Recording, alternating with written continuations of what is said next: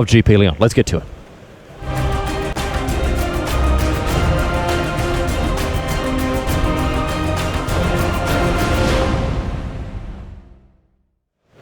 Hello everyone and welcome to live coverage of GP Lyon. It is great to have you along in the booth. You're with Riley Knight and alongside me, of course, is Simon Goertzen. Simon, this is The Cut. It's great to have people's company as we discover who is in and who is out. What's going on here? Martin Juza and Charly Traarbach, both at 5-1. Yeah, and both with colors decks, but very different varieties here. Charly is playing Eldrazi Tron, so he's going to be the aggressor in this matchup. And Martin Juza is on the traditional Tron plan of just trying to cast Karns and Ugins and Ulamogs. And both of these players being at 5-1 means something pretty important. It means that either of them picking up a win here will result in them getting that day 2 appearance no matter what. This is a win and in for day 2. Even with the 6-2 record, you are guaranteed a Sunday appearance at GPs these days.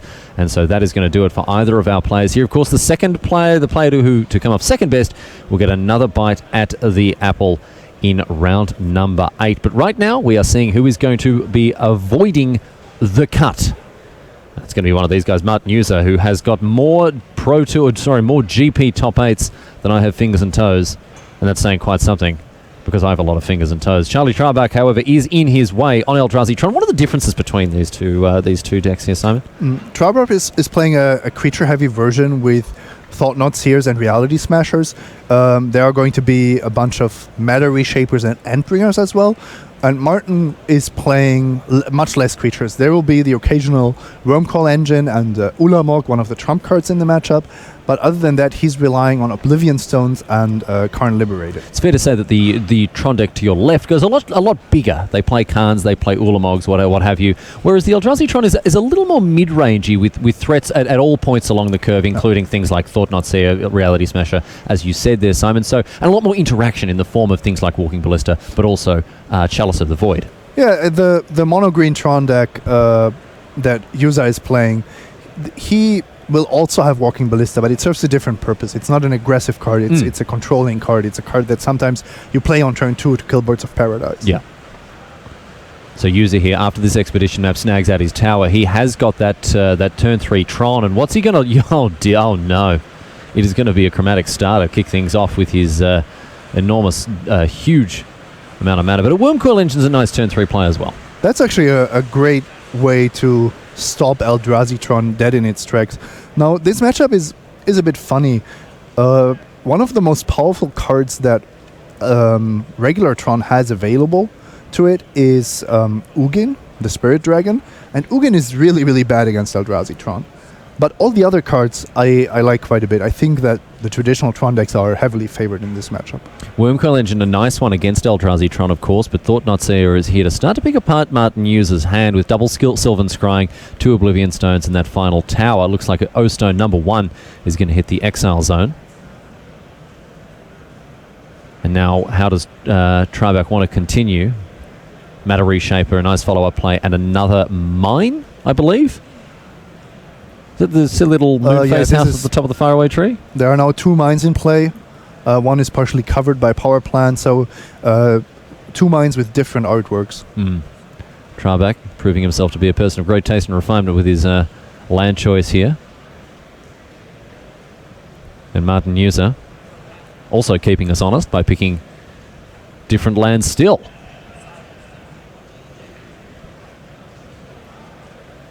Martin very clear at announcing how much mana he has floating and what his lands do. I saw him in the feature match area, watched him in the feature match area, and whenever he played a Chromatic Star or anything like that, he made it absolutely clear that he was floating mana.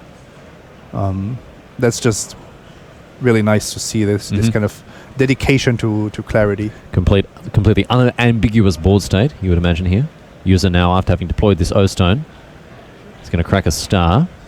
And we'll see what's inside here. Going to draw a card, obviously. He's got a couple of mana floating, as we can see there. You can get a good look at what that card was there, Simon. Flipping and flopping about very quickly in the hands of the Czech superstar here. Oh, there's a Karn Liberated. Was that the draw, perhaps? Well, the 2 mana floating. Is he going to be able to get there yet? Now, he's got a tower in hand. So That is 7 mana available to him should he want to deploy this Khan. Is the Khan even good in this situation? It's not so great against Walking Ballista, and you have an Oblivion Stone on the battlefield. I think Martin would much rather just crack the stone or utilize the stone and then later on play Karn when Traarbach's battlefield is empty. So here is the tower. Juza. Just ships? Yep, I like this. Okay, all right. If you sacrifice Oblivion Stone here, you get 2 tokens from Wormcall Engine.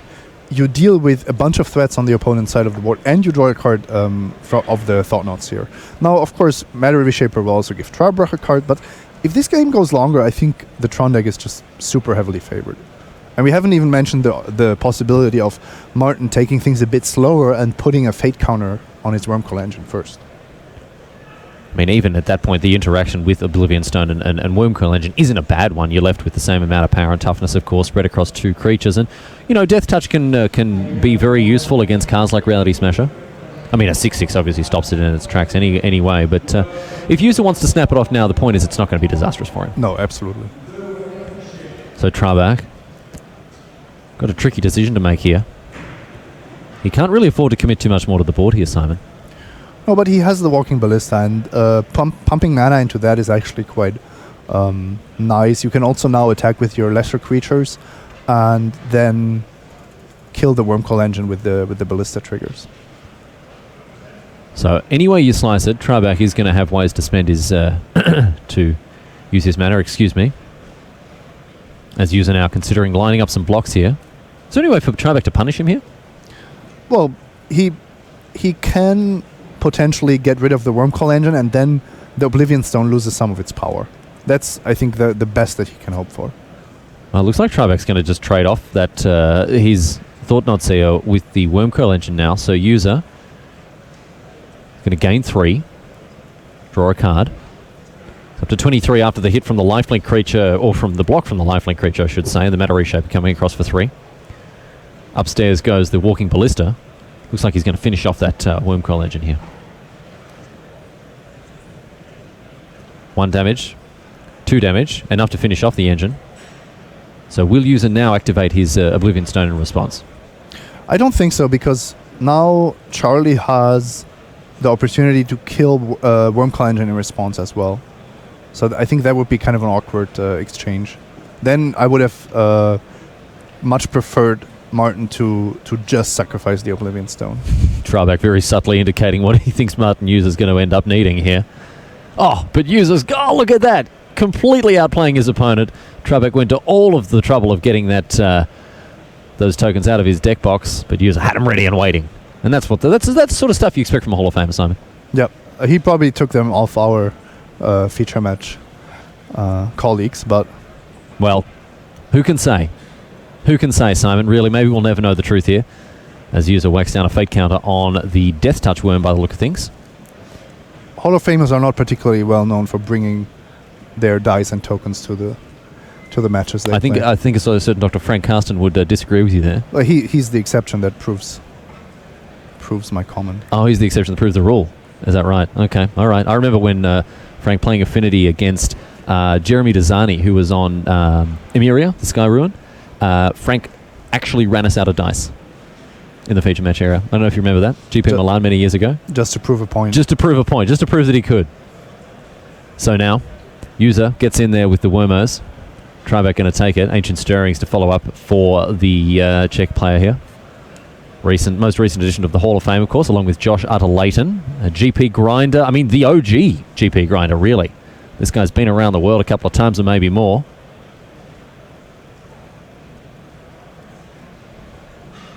And here's Khan. Looking a little bit better against this board, although the Walking Ballista still poses a very significant threat.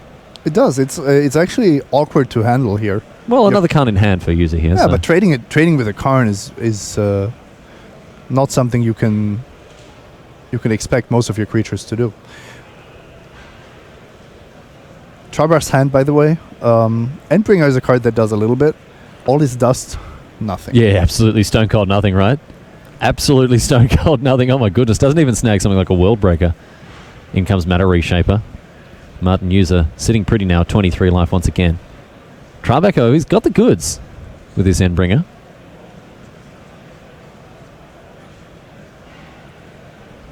So what does Traarbach do here? Just engage turbo draw mode?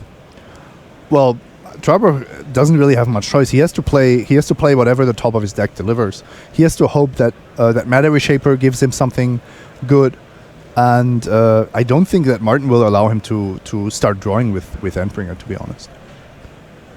Just crack that O-Stone, get it out of here, you're saying? I expect either Oblivion Stone or that Karn to handle the Endbringer. I would kind of like Martin to use the Oblivion Stone at some point, because then you are more free to deploy your other cards. Well, Karn, part deux, here it comes. Karn the second. Oh, and this actually fetches Ulamog. Oh, so nice one, yeah, with the Sanctum of Vugan. The Anctum of Sugan. I think in this case, Traarbach is very close to conceding here. He's losing the Endbringer. He doesn't get rid of Karn like last turn. He's facing 2 Worms and an Oblivion Stone, and he knows that Ulamog is coming down next turn. Difficult position for the Dutch player here. I don't even know what you want to top deck here. I don't think there's... If you have Ulamogs in your own deck, maybe. That would probably be your best bet. Chromatic Sphere now for Juza. Going to immediately crack it. And plays an Ancient Stirrings. Oh, draw a card first. Don't forget about that. Play an Ancient Stirrings now. 5 cards off the top. Let's see what he likes. Oh, Walking Ballista's a nice one. Back to Traarbach, who's going to have to hope for something very special here. You mentioned Ulamog the Ceaseless Hunger might get him there, but absolutely no goodski for Charly Traarbach there, and so he goes down a game against Martin Juza. No shame in losing to a player of Martin Juza's caliber. Once again, these players are playing for a berth in day number 2 of GP Lyon. The format is modern, and you're in the booth with Riley Knight, and it is my great pleasure to have Simon Gertzen, my stalwart friend and coverage companion, alongside me here. And these players now are hitting their sideboards, and things post-board for Tron. Well, we haven't actually explored the Tron matchup in terms of it being a mirror, well, a pseudo-mirror, I guess, too much. But, I mean, what do Tron decks do when they're tussling against each other? What you usually want to do is you want to attack your opponent's mana, because if Tron is assembled for one of the players but not the other, well, you're just going to lose. It's as easy as that. So Martin Juza does have cards like Ghost Quarter, in addition to, I mean, there are some other marginal options here. I mean, he does have that mid-range package we typically see in Tron decks. We see 3 Thragtusk, 2 Thought Not Seer, another Worm Coil Engine. But, I mean, do cards like Surgical Extraction get considered in conjunction with the Ghost Quarter? Is that way too narrow? I think it's too narrow. This, I think, is only a card you bring in if you have cards you're really unhappy with in the main deck, and you desperately need to upgrade them. For example, I think Ugin the Spirit Dragon is one such card. Just like All Is Dust is not effective in this matchup, Ugin's abilities, I think, are too weak to justify the 8 mana cost. Oh yeah, just 3 damage a turn upstairs. Eventually an ultimate that I guess can do some work, but yeah, sure, the minus ability doing absolutely stone cold nothing. Has Charly Traarbach got anything to work with here, Simon? I'm looking at, Pithing Needle, maybe, to stop some of the Planeswalker shenanigans. Maybe snatch an Expedition map. Even just something like a Chromatic Star. No, that's actually a mana ability, I believe. They are both mana abilities. So, yeah. Both of them are mana abilities. Yeah, that's true. Yeah. So, that's not going to work. I think, honestly, Charly is really ill-prepared for this matchup. It looks like he didn't even want to put much effort into beating it with his sideboard. He's relying on 4 Ghost Quarters in the main deck, and you can bring in a Basilisk Color, because maybe you will deal with your opponent's creatures that way. But he doesn't have a sideboard for Martin. Oh dear, and that's an interesting choice given the fact that Tron is a pretty known menace in the modern field at the moment. It's been one of the most played decks for quite some time, and coming to a tournament ill-prepared for that matchup is not a recipe for success. Having said that, Charly Traarbach is the one at 5-1 here as we get deeper and deeper into the cut towards day number 2. Thanks so much for joining us in Lyon here so far. It's been terrific to bring you coverage of Modern, and it all kicks off again tomorrow, starting around 9 a.m. local time. Check your guides for details, but we will be here. The Team EU coverage brigade will all be here to get stuck in with some more Modern. next week, and then tomorrow, and then of course next week we know that things are going to heat up in a major way with the re-entry of Bloodbraid Elf and Jace the Mind Sculptor. They're not around this weekend, on the bench, waiting for one more week to be unleashed upon the masses, and I know many people, yourself included, so I'm very excited to get to play with these cards again. Yep. I was most excited for Bloodbraid Elf, but after contemplating it a bit, I do think Jace is a little bit better. Just a little bit? Just a tiny bit better, yes. Just a whisker or so in it between those two cards, in the estimation of one Simon Gertzen. Ghost Quarter has been brought in for user, unsurprisingly. Here is an expedition map. See what Traarbach wants to do to answer that. Doesn't look like anything. All right, so Martin user here. And if you don't play anything on turn 2, you almost have to have Natural Tron, because otherwise your hand would have been a mulligan. We see no Eldrazi Temples to power out Thought-Knots here. This, to me, means that Charly just looked at his opening hand and he knew from turn 3 on, if he wasn't disrupted, he would be starting the, huge threats. Well, it's a two-step process, essentially. There's first of all, you play the lands, and then you slam, and then you jam. I guess there are 3 steps in the whole thing. It's a very elaborate deck. There's a lot of intricacies to it. Turn 3 Tron off the top, easy as that. Charly Traarbach shows us how it's done here, and this is why he's 5-1 at GP Lyon, and you are not. Thought not Seer. That was a lot nastier than I meant it to be. I'm very sorry about that. You didn't mean me, right? You meant I meant just the viewer. That was I'm very sorry. That was horrible. I don't know where that came from. A little bit of venom there, a little bit of repressed venom. Thought not Seer now for Traarbach. Martin user has the opportunity to respond, but I mean, what can he do? By the way, both of these players have had turn 3 Tron at every possible opportunity. In game 1, they both assembled Natural Tron, and it looks like we're going to see the same thing again.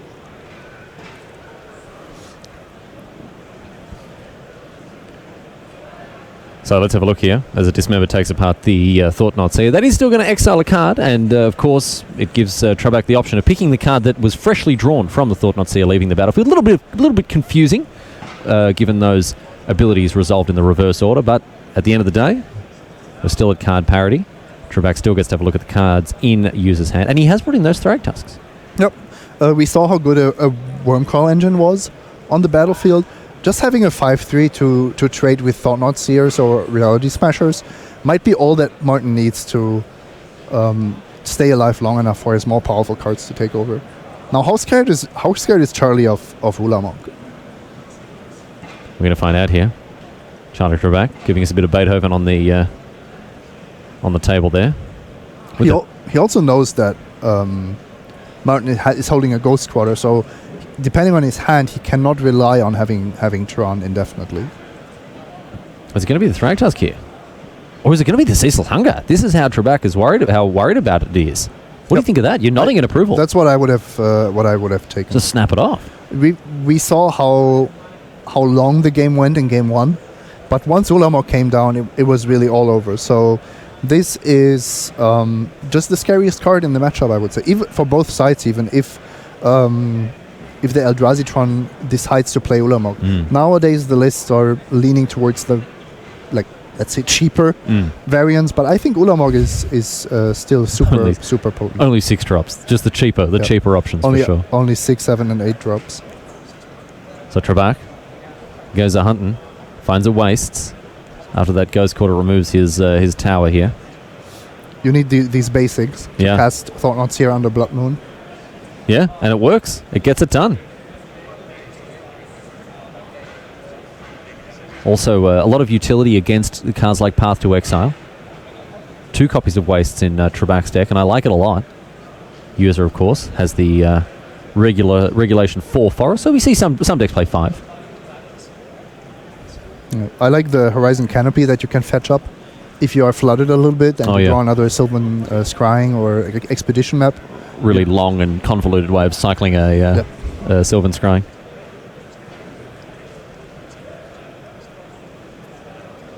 So Traarbach now, he's going to play an Expedition map of his own. Crack it immediately, go and find a tower. And Tron is back, has been assembled once again here. Oh no, excuse me, it's a Ghost Quarter. Simon, you saw that coming. No, I didn't see it coming, but it does make a lot of sense, because if Charly gets a tower here, sure, he's threatening Tron, but he's also facing Tron on the opposing side of the board. So I think he's better off repeating or mirroring that Ghost Quarter play that Martin just made. And Juza, of course, is going to have basics to fetch. Obviously, he doesn't have wastes, but he can go and get a couple of forests. As we mentioned, 4 of them in his list here. Look at his face. Etched across every tired line on it. All the concentration that comes with being one of the modern superstars of the game. And also just an absolutely rock-solid dude. Friendly and approachable. A little salty when things aren't going his way sometimes, but hey, it happens to the best of us. Oh, and even that is not overly bad with Martin. I think he has a really good approach when it comes to, the grind, because he is really in the grind. Yeah, no, he is. He's collecting the freaking flyer miles. Oh, yeah. He is playing GPs, not only in Europe, but all across the world. It doesn't matter which format. He's great at limited. He will play every constructed event. Yeah. He'll play every team event. And I think you have to have a certain resilience. Yeah, and he shakes it off. That was my next point, was that he shakes it off. Like, he takes his beats, he'll complain about them, have a whinge, get them out of the system, and then he's back ready for action again. The thing I respect the most about Martin Juza, however, is his ambassadorship for the game of Magic. And this was why, in my view, he was a slam dunk inclusion in the Hall of Fame, because there are so many professional Magic players who are intimidating, difficult to approach, just because of their stature, their colossal position in the game. And Martin Juza is one of them. However, he is so genuinely positive and approachable as a man and as a player. I have the utmost respect for the fact that he will sit there with someone that is hoping to make their first day 2 at a GP, go over their sealed deck and say, hey, this is better, you should think about that, maybe consider boarding this in certain matchups, whatever else. He's got time to grow the game. And for that, and for many other reasons. This card is terrible. Yeah. No. Get this out of here. Don't play that. You're a fool. No. In all seriousness, Martin Juza is, for me, the emblematic ambassador for the game of Magic, and he's earned my respect 1,000 times over as a result. Right now, however, he's facing down an enormous walking ballista from Charly Traarbach. And Juza, his hand's nice and full, but he's got to find a way to start deploying some threats. Getting Tron online's a good way to start that particular train tooting away. And he's going to tap out here and play an enormous walking ballista of his own. These will most likely just trade off. Yeah. You don't want your opponent untapping with walking ballista, throwing it. Now we see this little dance done here. Martin Juza. Yeah, it's actually not much of a dance. I think they are basically just trading off. Because once you start removing counters and it has already taken the damage, it will die to state-based effect. So I think Charly managed to get one point of damage off here. And that's just about the best he could do there. Traarbach now, also with a nice full grip. Does he have 10 mana? Double Reality Smasher? Well, we're going to have a Walking Ballista for 5 instead. He does have 10 mana, as evidenced by that play. He's only holding one Reality just Smasher. the one. Not quite enough realities for him to smash here. Juza now. No, one turn you're on 14 and then suddenly you're at 4 and you don't really know what happened. And still, this is effectively threatening lethal by Charly. A 5/5 Walking Ballista is effectively threatening 10 damage. So actually it's lethal on its own. So just attack for 5. Pump twice. Oh yeah, right. Get you again. One more gain. So Juza is going to have to respond here. He's got Oblivion Stone.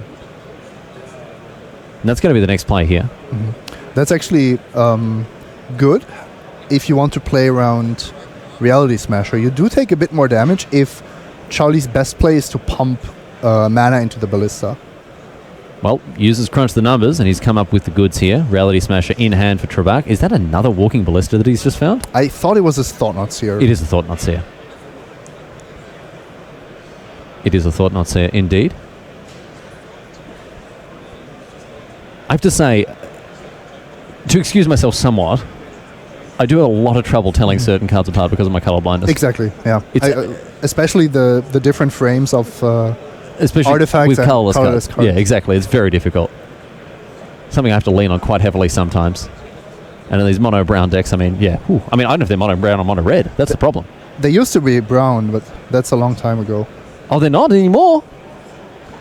Jeez. You shouldn't make fun of me. I wasn't that long ago that I learned that peanut butter isn't green. Oh, that would be yummy. Before that, wasabi. I was smearing chunky green paste all over my toast in the morning.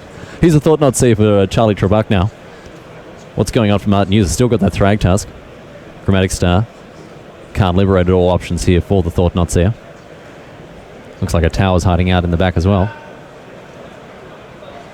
Traarbach taking his time over this decision. Is it clear cut in your mind, Simon? I thought it was clear cut. Like, you don't want to play against Karns if you can help it. Also, if Martin deals with the thought not seer through Karn, he gets his card back immediately. You want to delay that as much as possible. Maybe Charly tried to do the math. If he takes the thrag tusk and Karn comes down, does he have a better chance of just winning with his reality smasher? But it's not lethal, so I think his choice there was absolutely correct. Chromatic Star. Juza continues to cycle through his deck. Got that thrag tusk in hand. Chromatic Sphere as well. What's he wanting to go after here? Got to contest this 4-4. Thrag tusk, a nice value play. Very happy to see that card getting it done and constructed again. Yep. After it was actually pretty dominant in standard. For quite a period. That mid-range hell was one of the best formats of all time, however. I did like it as well. It was a bit crazy. Mid-range heaven. Powerful, but because of Thrag Tusk, it slowed the whole thing down. Unburial Rites. Oh, yeah. Bant Wolf Run, my favorite decks of all time. But Martin actually has a lot of options here. He even had a Wormcall engine to play. Oh, never mind. He's going to do both. Here we go. Best of both worlds with the 5-3 and the 6-6 coming down. And that shored up Juza's life total nicely. Some nice defensive plays from him here. He's been under a bit of pressure, and that Reality Smasher looking a little bit anemic now in Traarbach's hand. Yep. It actually looks quite weak, if you ask me. You don't want to trade your Reality Smasher with a Thrag Tusk. It's just not attractive. What does look rather nice, though, is the Endbringer. Maybe this is the time for it to shine.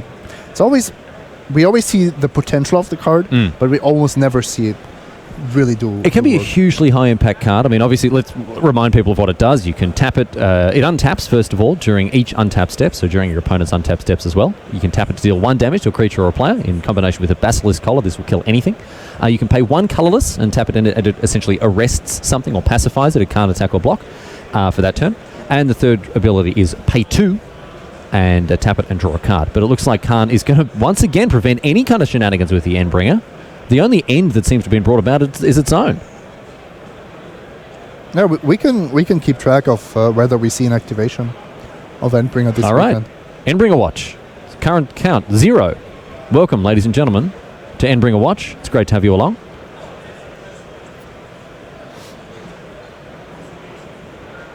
And now Charly's sitting there. He's looking at his Reality Smasher in his hand. And both the blockers on Martin's side are just utterly dominant. Martin doesn't even attack here because he understands that the longer the game goes on, he is just going to draw the more impactful cards.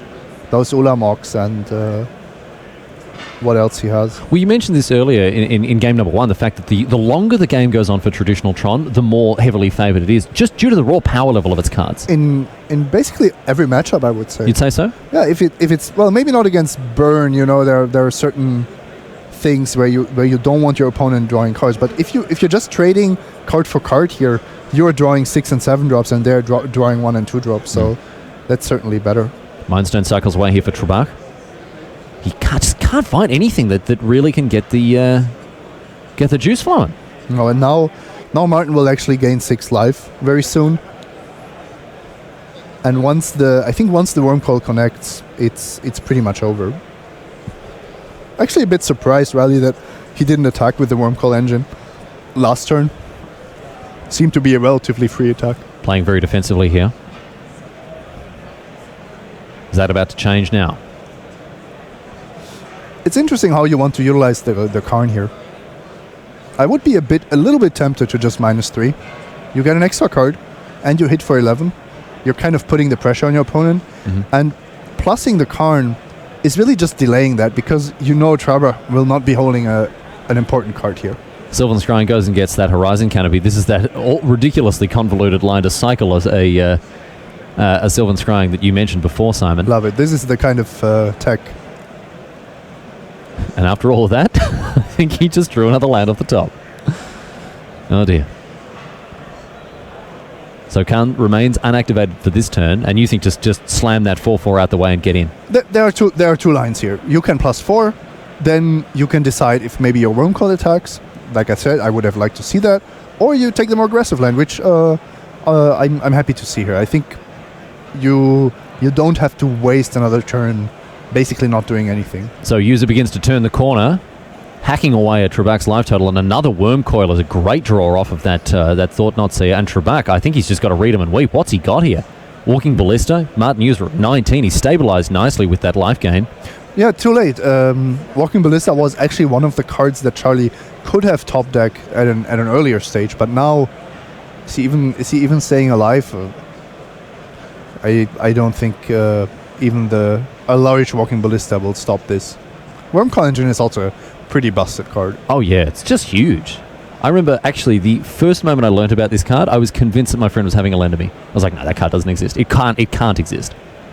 Also with the nice worms that combine. Oh yeah. Oh yeah. No, it can't. I mean, this is also at a point where I thought Vampire Interloper was like an unbeatable card. So it's horses for courses, but all the same. A 6/6 6/6 Death Touch lifelink that like splits in half essentially. Mm-hmm. What a card! A lot of fun to face in limited as well. Oh yeah. No. Oh, just difficult to cast. It doesn't go in every deck, does it? No. You have to really think hard about first picking. Yeah, exactly. Yeah. So Traarbach looks like he's going after the big Walking Ballista here, and can still deploy that Reality Smasher. So a 4/4 and a 5/5. A Lonely Wastes left untapped, and it's back to Juza now.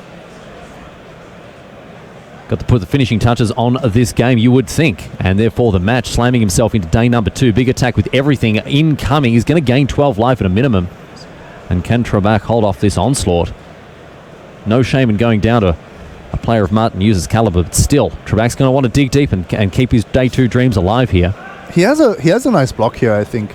If he blocks the 2 Wormcall Engines, then he shoots 3 at Thragtusk and 1 at Wormcall Engine. He survives for the turn, and Martin only gains 6 life. It looks like he's going for another line, though. Okay, well, instead it's going to be just trading off with the Thragtusk au natural and clearing the way for that Reality Smasher to take down the Wormcoil Engine. Juza gains 12. Yeah, I think that block was just worse than my suggestion, without wanting to be overly critical, because this game is pretty much over either way. So a 3/3 beast there. And Juza deploys an Expedition map, but this is all rather academic because Traarbach is going to check in with the top of his library, see that it's not good enough, and extend the hand. And that is that for Martin Juza, finding his way into day number 2 in very, very convincing fashion. Small smile playing around the lips of the Czech superstar, and Charly Traarbach all smiles as well. He's done well to get himself so far, and of course he'll have another shot at making the cut to day number 2. As we welcome you back to the booth here, my name's Riley. I'm joined, of course, by Simon, and we are well and truly amongst the thick of the action here in the cut. We're all about seeing who's in and who's out, and I can tell you now, Martin Juza is in. Another player, of course, that we are wanting to keep a very close eye on this weekend is Dana Fischer, the player who is, at the moment, Simon, ruthlessly campaigning to become the youngest player to ever have made day 2 of a Grand Prix after snapping off 4 victories in a row, coming off 1 bye, of course, at 4-2. Fischer has unfortunately lost a couple of games, but she's battling very hard indeed, and we will check in with her later on, of course, if fortune favours her as we draw ever closer to that day 2 cut. So stay tuned, ladies and gentlemen. We've got to go to a break, but on the other side of these ads, we will be back with you live here from GP Lyon. We'll see you soon.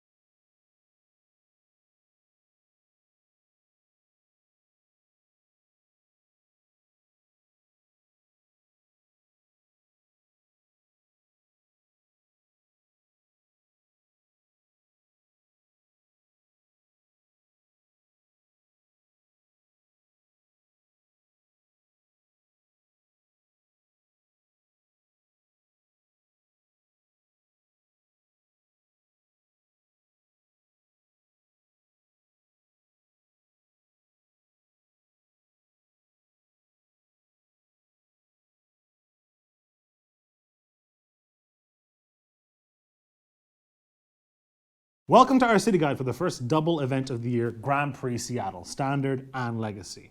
For this one, we got some sweet shots of things that you get to do around the city while you're there. Let's check them out.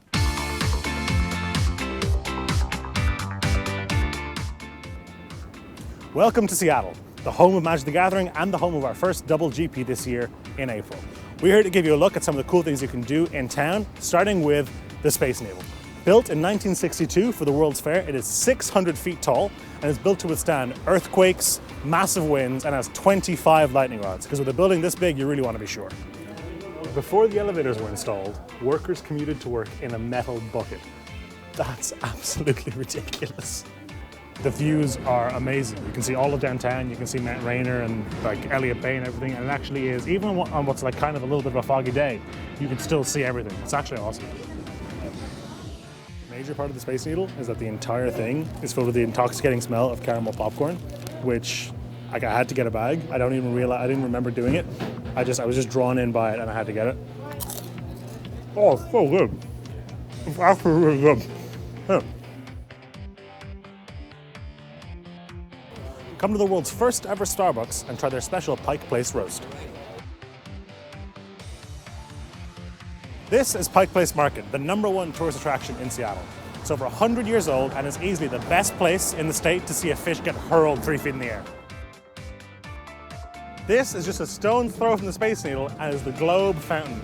It's this awesome water show fountain that plays music 24 hours a day, 7 days a week, and it's really cool because it's all lit up at night. This is the Artist Playground at the Seattle Center, which is kind of just a playground by day, but it's also a bunch of musical instruments. The swings have wind chimes attached to them. There's an entire pipe piano kind of thing you can play over there. It's actually really cool. And at night, the whole thing's super quiet. The playground is also the only thing on our entire trip that has the coveted Jane's seal of approval. You having a good time?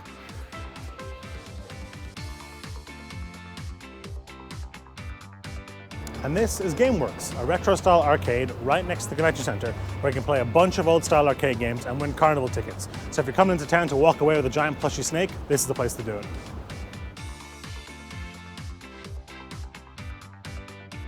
When you're in Seattle, one of my favorite restaurants to go to is called Wild Ginger. It's not that far from the venue. Get the 7-flavor beef. You're welcome. This is the Washington State Convention Center, which you'll be pleased to know is right in the middle of the city, which means there's tons of food, hotels, and things to do around here. And it's easy to find because of this giant archway. If you're flying into Seattle-Tacoma, or SeaTac as the locals call it, the best way to get to downtown Seattle is with the Light Link rail straight from the airport. Be it for Standard or for Legacy, we can't wait to see you at GP Seattle.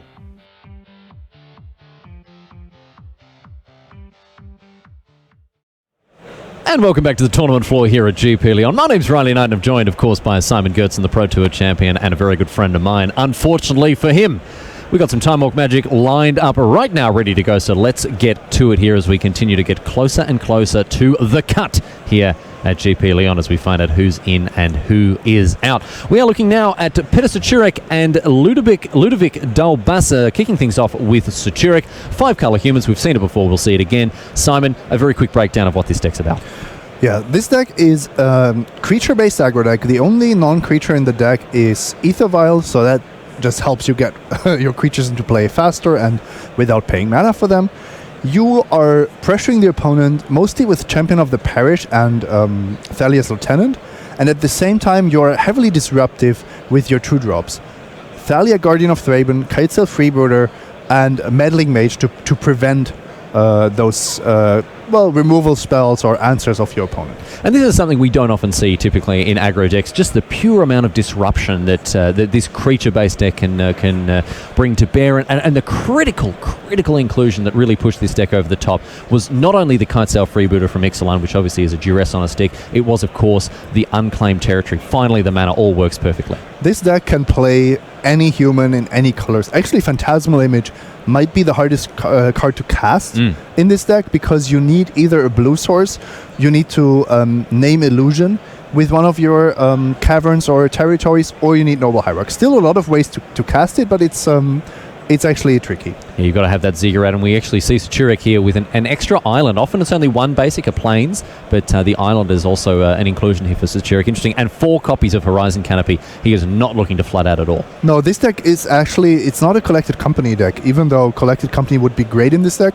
you don't usually have 4 mana available. So what you want is you just want to cycle those excess lands, and that's why you need 4 Horizon Canopy. We can move on now and have a look at what Ludovic Daubasse is playing. It is a very old and a very, well-tuned, well-known deck here in the modern metagame. It is, of course, Burn, and I love the look of this list. It is 4 ofs all the way down. Skullcrack and Grim Lavamancer, the split there. Concession to wanting to play a good game against both creature and control decks. And you don't want 4 Lavamancers in any matchup.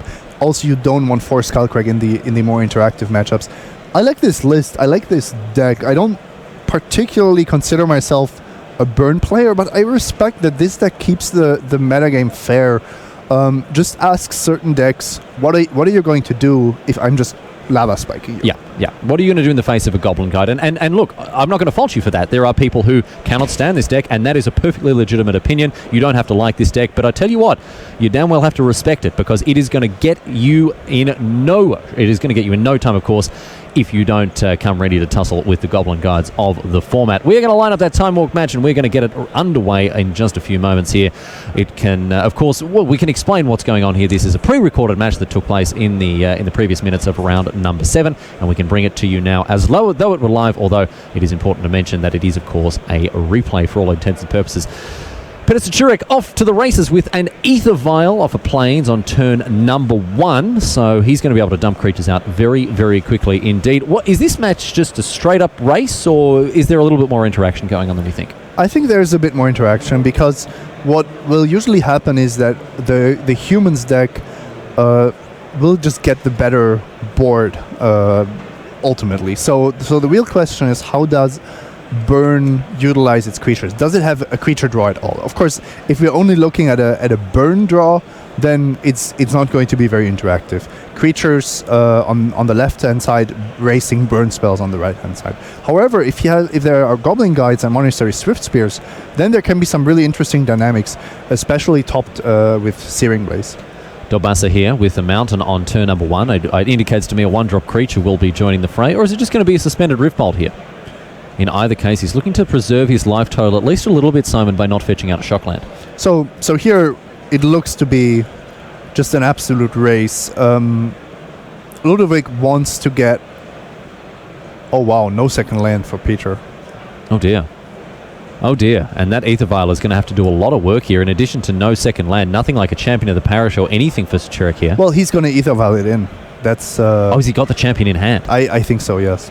Otherwise, this hand would be pretty disastrous. Lava Spikerino up at the face of Sochurek here. And we're going to see an Arid Mesa fetch something out here. And it looks like Daubasse does have at least one Searing Blaze in hand, so this could spell trouble here for Sochurek, especially as he's so constrained on mana. Yeah, this is not easy now. Ludovic is basically looking at 7 3-damage burn spells to deal 20 points. Even if Petr doesn't take a single damage from his lands, from his Horizon Canopies, he's losing this race pretty quickly. Daubasse has already been able to deploy some pretty, swift flurry of burn spells here as a second Riftbolt is suspended and a Champion of the Parish comes into play for Sochurek. Can he find a second land here to get things going? Doesn't look like he can. Ether Vial up to 2.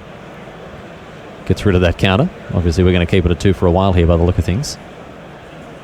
And this is not what you want. You want to be casting, or you want to be putting 2 creatures into play a turn here, Simon. Of course, yes.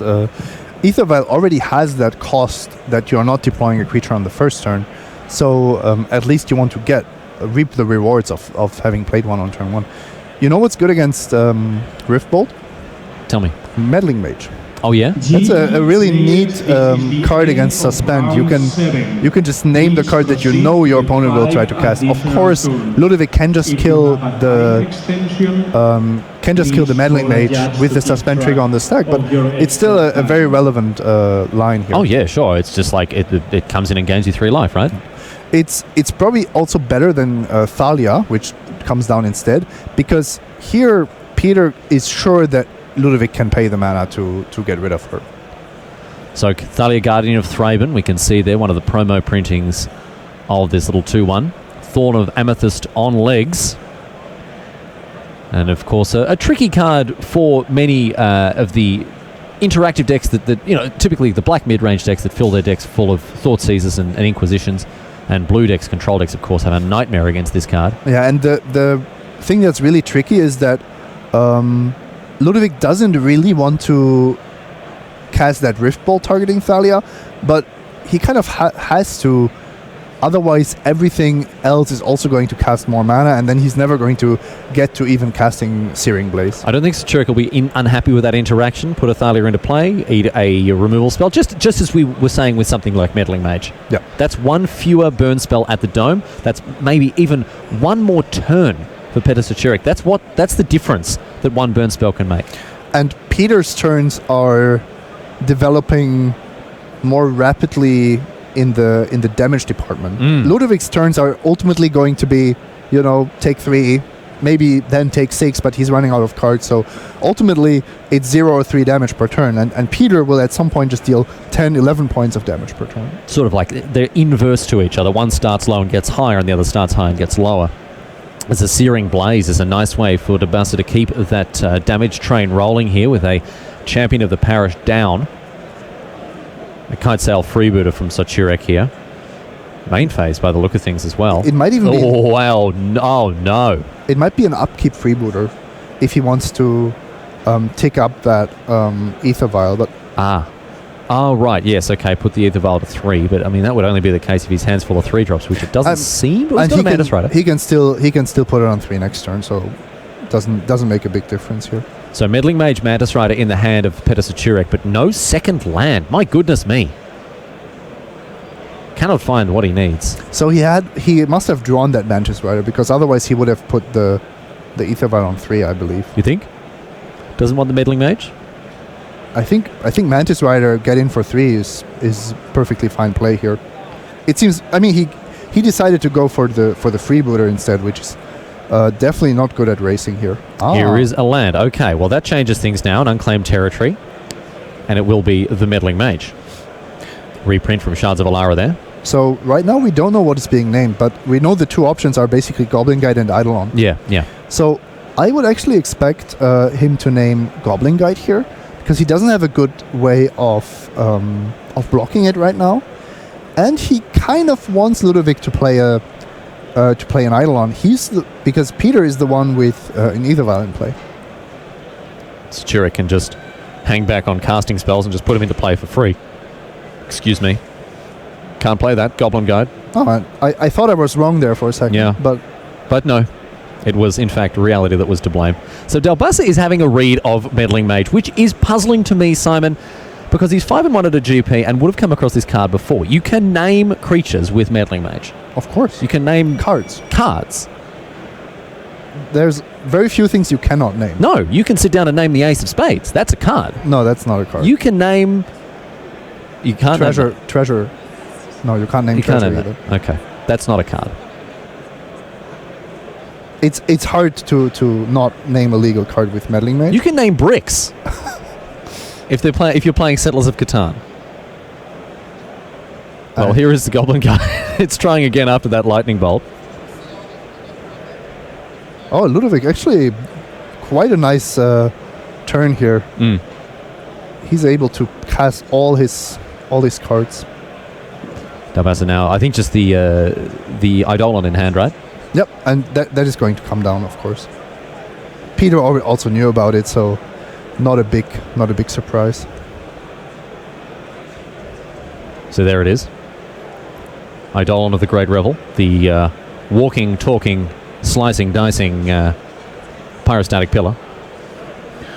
That is the card that makes the burn deck as powerful as it is. If Eidolon didn't exist in the format, I think burn would be much less popular than it is, because now it's a real tier 1 deck. It's at the Pro Tour, it was the 2nd or 3rd most played deck.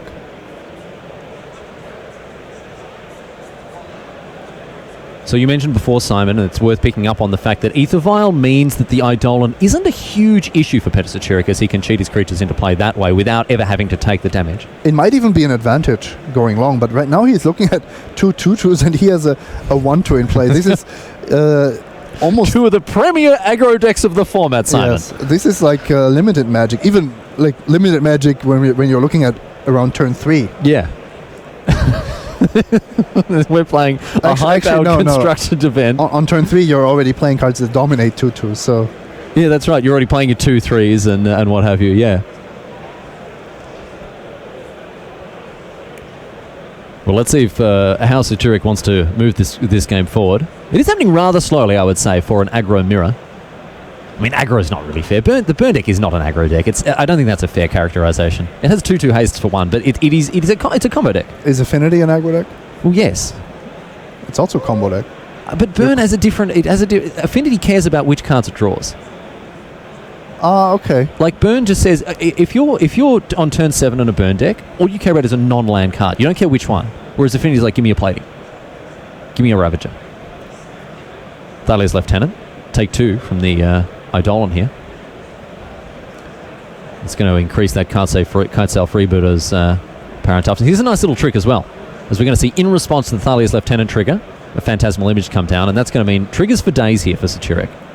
Yeah, you actually get that additional human onto the battlefield when the trigger is still on the stack.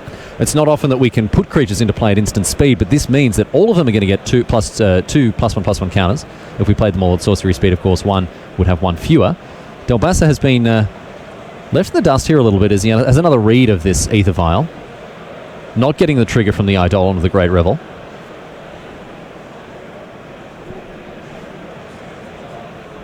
And the Kite Sail Freebooter gets in for 3. Daubasse down to 10. And Sochurek on 7. This game rather delicately poised here, although Sochurek, you would have to say, has started to put his snoot ahead of the game here. Yeah, the 2 3/3s, utilizing Ether Vial and the 2 lands he's drawn, made a big difference here. Now Ludovic is... I don't know what he can really do. If he attacks, he loses his creatures. If he doesn't attack, he's dying to the beatdown, even an attack with everything. And if he casts spells, he's just going to make it easier for Peter to race him. So just as you mentioned there, that Eidolon of the Great Revel is a real thorn in the side of Ludovic Daubasse, which is sort of the hidden mode on it. It can bite the hand that feeds it. Goblin Guide, number 2. And that was exactly the reasoning of Sochurek, why he opted to not Meddling Mage the Eidolon, but Meddling Mage the Goblin Guide instead. We're going to see with an Ether Vial on 3, we're going to see a Mantis Rider come down here. This is going to be huge. Sochurek has really turned this one around on 7 life. I mean, is he stable on 7? Daubasse is sitting with 0 cards in hand, 0 ways to push through damage, and Sochurek doesn't have to take another point from that Eidolon if he doesn't want to. On 7, he's absolutely safe. If there was a card in Daubasse's hand, it would be a completely different game. But here, I believe Peter is holding actually Malcontents. So, that's interesting. He is playing a card. That must mean that he has lethal or almost lethal already. Okay, so he's got the Noble Hierarch.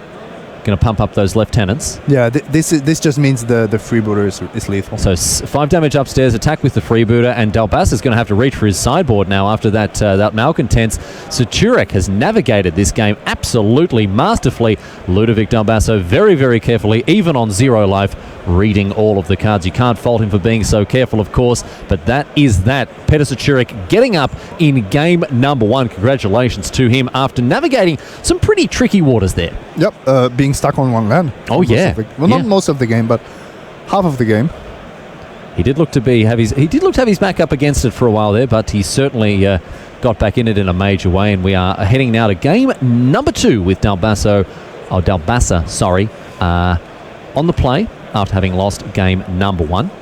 We're here at GP Lyon, of course. This is the cut round number 7. We're heading further and further towards making the cut towards day 2. And in the booth, you're with Riley Knight, and joining me today, it is Simon Gertzen. Great to have him along. Goblin Guide, the perfect start here for the burn deck, Simon. Yeah, and I'm wondering now how good is this matchup actually for the humans deck, because you're not taking damage off your lands. That's one thing. You're relatively quick and in just presenting creatures to block with, and that's actually better than casting removal spells on Goblin Guides, because they can go on the aggressive just as easily. But on the other hand, here we see a game where the burned egg is just doing exactly what it's made to do. Firing on all cylinders here. A searing blaze is going to mean that Goblin Guide gets in uncontested once again. Sochurek with an image off the top, and he's going to have to start to really hit the brakes here if he wants to contain Daubasse, who is on 17 to Sochurek's 13. Unclaimed territory in addition to that ancient ziggurat here. And what are we going to see? Thalia? Thalia is great. It's probably going to die, but it's going to cost additional mana to get rid of it. Now, with the first turns going like they did, you just want to stabilize. You want to stop that Goblin Guide from attacking. Daubasse there, itching to untap. You can see so ready to get in. A couple of Monastery Swift Spears in hand. Looks like he's got a very creature-heavy draw here, Simon. So an Eidolon of the Great Revel as well. Here is the Guardian of Thraben. Back now to Mr. Goblin Guide. Interesting choice to keep the Eidolon after sideboarding. I would have thought in this kind of aggressive matchup and you're on the draw, that it's more of a liability. He does have one, right? I believe so, yes. Also a Destructive Revelry, which doesn't have too many targets. Just the Ether Vials? Seems super loose. Yeah, and you're not expecting anything from the sideboard of the human stack, as far as I know. Here is the Eidolon of the Great Revel now. The petard upon which Daubasse was previously hoisted. So if Peter had an Ether Vial here, that Eidolon would not feel great. Even if you have Destructive Revelry for it, I'm not sure that Ludovic would be happy with his cards. Kitesail Freebird is going to reveal the hand of Daubasse. Read 'em and weep, he says, and you would imagine Sochurek going to snap off that Searing Blaze. No argument to take any other card, right? No, I mean Destructive Revelry, as far as I can tell, is not even castable right now. That's a Sacred Foundry, and of course Peter doesn't have a target for it. So, Kitesail Freebirder has that Searing Blaze tucked away underneath it. Nice and cozily there. And Daubasse not really able to attack into this 2/1 first striker. No, and this is great. Now, Sochurek has protected Thalia, okay, at the cost of a few points of life, but that's fine. And he can just continue playing the humans game. I would say this is pretty even right now. I can't say the humans deck is favored yet, but a few more draw steps of Ludovic that don't allow him to get rid of Thalia, then I think the humans deck should be able to take over. Daubasse is able to deploy a couple of Monastery Swift Spears here, if he so chooses. But no, he's just going to ship here. So we don't know what's in his hand apart from those. Well, he's got one mystery card. Or it was the Wooded Foothills that he drew. He drew Wooded Foothills, yes. Okay. And he has Destructive Revelry in hand. Just doing nothing here. Just the Stone Cold nothing. He doesn't want to take 4 damage from his own Eidolon for a creature that ultimately will not be able to attack unless he top decks something. But this is a tricky spot, because now what happens if he draws a 2-mana burn spell that will cost 3 under Thalia, then his Swift Spears are still stuck in his hand. So, like I said, this Eidolon, I'm not convinced on the draw against 5-color humans. Doesn't seem good at all. On the play, maybe it's a different story. Even there, it's maybe questionable, but on the draw, I really don't like it. Well, here on the play, as you can see, it isn't doing its job either. Anyway, you slice it, that has been a bit of a liability there. Doesn't mean Eidolon of the Great Revel, it's been Eidolon of the Rubbish Revel. Back to Sochurek now, as he considers his next move. Only on turn 3, or turn 4, excuse me. And he's taking a bit of time here because, first of all, Eidolon does change the rules of the game a little bit, but also he's trying to decipher what Ludovic is actually holding in his hand. What do you have to play around? What are you scared about? Why are there no plays by Daubasse, even though you know about the 2 Swift Spears? Meddling Mage is going to be able to strand those cards in hand for Daubasse if he chooses to name the Monastery Swift Spear. But of course, Sochurek could name any card. We've already discussed that. GP players online pairings. Stomping Ground searched out for Daubasse. Is he looking for that F6 value? At pairings.com. channelfireball.com. See if we can figure out what he's naming here. Boros charm off the top here for Daubasse. And a tricky position for him as Sochurek continues to stabilise. You can tell how Sochurek kind of plays a control game with his aggro deck. It's actually kind of beautiful to watch. Well, an attack now reveals a Mantis Rider to the Goblin Guide trigger. It's going to mean that Sochurek doesn't look like he's likely to hit his third land drop for quite a while yet. Oh, interesting blocks available here. The one I like the most is Thalia blocking Goblin Guide, and you're just leaving that Eidolon alive. It is a bit risky, but you know if you're blocking with Meddling Mage, you're getting rid of the Eidolon, and Ludovic will absolutely deploy the two Swift Spears. Well, the Guardian of Thraben is going to jump in front of that Eidolon. Looks like Daubasse may indeed cast the Boros Charm to either give it double strike. No, of course, make it indestructible. What am I talking about? Going to take 2 from the Eidolon and then make his permanents indestructible. So Thalia trading off against a Boros Charm. Not a bad interaction there. That doesn't look like it was indestructible after all. He gave it double strike? Oh dear. Maybe he wanted to get rid of it. No. Oh, while still trading for the Thalia? No. Oh dear. Oh dear. Well, in any case, we're going to speed things up now because pairings, as you may have heard, have been posted. Well, I'll just defer to the head judge who is bellowing at us across the speakers here. Both online and on the pairing board. You can find your pairings both online and on the pairing board, Simon. Will be starting in 3 minutes. And we've got 3 minutes before the next round begins. So we're going to speed things up here between Petr Sochurek and Ludovic Daubasse. You are watching The Cut here at GP Lyon. It's great to have you along with me, Riley Knight, in the booth, and my good friend and colleague Simon Gertzen, also alongside me, as ever. Although, Simon, stepping out of the booth for the next GP, I understand. You'll be contesting GP Madrid. It's a Team Unified Team Unified constructed, not Unified, Team Trios constructed event.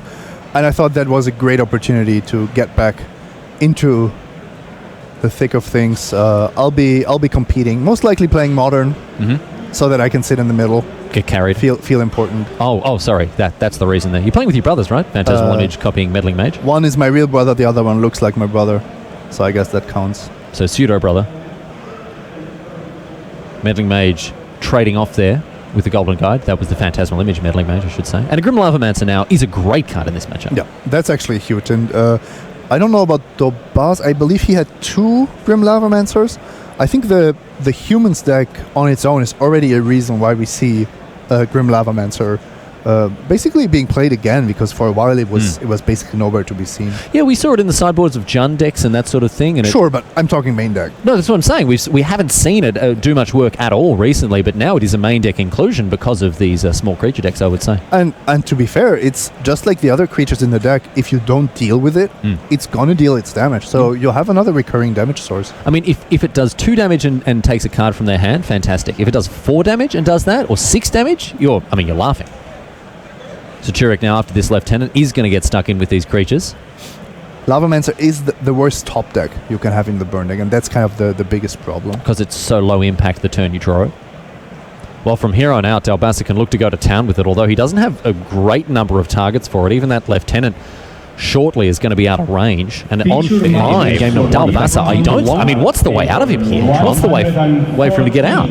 I think the first thing that needs to happen is he needs Peter to drop an Ether Vial so that he can cast that Destructive Revelry, because it has been stuck in his hand the whole game.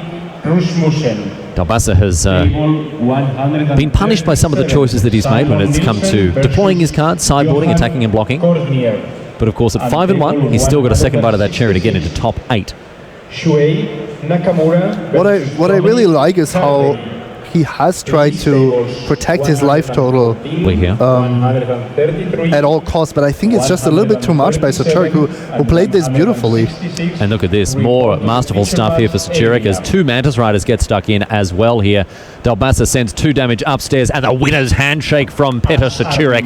That is that. The cut, ladies and gentlemen, draws ever nearer as we head to day number 2. But right now, we've got to go to a break. We're going to break and reset here for our next round of GP Lyon. We're hoping for your company as we do, so stick around. We'll see you soon.